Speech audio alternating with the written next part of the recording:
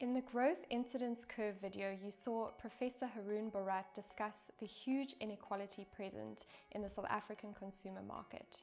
In fact, according to South Africa's Gini coefficient, which is a measure of inequality in income and wealth distribution in a country, South Africa is one of the most unequal countries in the world, with huge gaps in wealth and income between the richest and poorest people in the country. It is important that you understand the various segments in the South African consumer market and each group's unique characteristics and challenges in order to better understand your own target market. First, we address the bottom end of the market. Approximately 70% of the South African population is living in poverty, with most households earning less than 6,000 Rand per month. South Africa is different to other countries, however, in that impoverished people have stability of income in the form of monthly social grants, whether these are child support grants, pension, disability grants, and so on. How does stability of income impact your consumer behavior? Well, first of all, it means that you can buy large quantities of items at regular intervals, such as a monthly grocery shop, which many South Africans do. It means that you can plan ahead and budget. It also means that you can buy items on credit, as you are able to pay off monthly installments. Access to this credit, as well as to electricity, means that many poor South Africans own durables like fridges and TVs. This impacts the kinds of items that these consumers can buy, as well as the marketing messages they are exposed to through media. Asset rich but cash poor is a phrase sometimes used to describe this segment. That is why the living standards measure that we looked at in this module is an important segmentation tool in the South African context, as standard of living is far more complex than income alone. Research into this segment has shown that these consumers display high brand loyalty. While they do have stability of income, they are surviving on very tight budgets, so every penny counts. For this reason, many consumers would rather buy a product that costs a bit more but is from a reputable brand known for its quality than buy a cheaper, subpar brand that may not deliver the required value throughout the month. When products do run out towards the end of the month, however, consumers will often make smaller top-up purchases at informal retailers close by, such as spaza shops. Township and rural areas are underserved by bigger retailers, hence the vast informal market present in South Africa. Shopping at a formal retailer often translates to a long and pricey commute, which is just not feasible for smaller purchases. This segment has frequently been misunderstood and underserved by formal businesses, but there is great opportunity.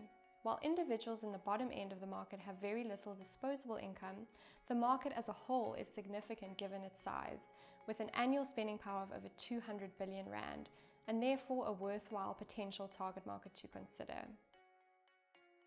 In his video on the Growth Incidence Curve, Professor Bhorat discusses the missing middle and their precarious position in the South African market. Individuals in this segment of the market are in careers that are fundamental to the operation of the country, but are unfortunately often underpaid, such as teachers, nurses, and policemen and women. They are caught in the middle, not poor enough to qualify for social grants or government assistance, but not earning enough to be financially secure. They are hard hit by rising food, electricity, and fuel costs, as their incomes do not increase at the same rate as these rising costs of living. This obviously impacts their consumer behavior. These consumers have limited financial flexibility and are quite risk averse. The middle class in South Africa is in a more positive position. This segment of the market, which is made up in large part of previously disadvantaged individuals, has seen significant growth since 1994. There are a number of favorable forces which have contributed to this growth, such as access to education, a focus on employment equity, economic growth, and job creation.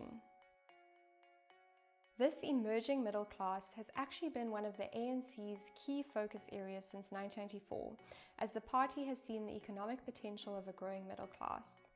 This segment of the market does, however, face its own unique challenges, especially for those that are part of the first generation in their family to achieve this financial prosperity. The family obligations are often significant, with one income supporting multiple family members, therefore reducing disposable income. Without the generational wealth available to other more privileged South Africans, these consumers are playing asset catch-up, being the first in their families to buy houses, cars, and durables, without any inheritances or hand-me-downs to speak of. The relative ease with which credit is available in this country means that many consumers in this segment are living with significant debt. In this segment, as with any group of consumers enjoying newfound social mobility, conspicuous consumption is common. Conspicuous consumption is the purchase of goods and services which communicate something about the wealth and status of the owner and is focused on a public display of economic power. This could take the form of luxury cars, flashy watches or jewelry, expensive alcohol, or branded clothing. There is also a huge investment among consumers in this segment in their children and their education. Children are seen as an important legacy, and the hope is that they will enjoy an even more prosperous lifestyle than their parents. Finally, we come to the top end. This is the smallest segment of the South African consumer market in terms of population size, but is an extremely profitable segment in terms of purchasing power, as it is made up of the wealthiest individuals in the country. It is estimated that this segment has an annual spending power of over 400 billion rand. The top end is concentrated mainly in Gauteng and the Western Cape and is generally made up of highly educated individuals, those in senior positions, or entrepreneurs with high disposable income. These consumers are financially secure and have financial flexibility, as they are not tied down by spending on basic needs. This obviously impacts their purchase behavior. Research has found, however, that this segment has been more cautious in their spending after the recession. These consumers are often motivated by the dream of financial freedom, and convenience and service are important to them. So where does your target market fall? In this week's activity, you will be creating an in-depth description of your customers.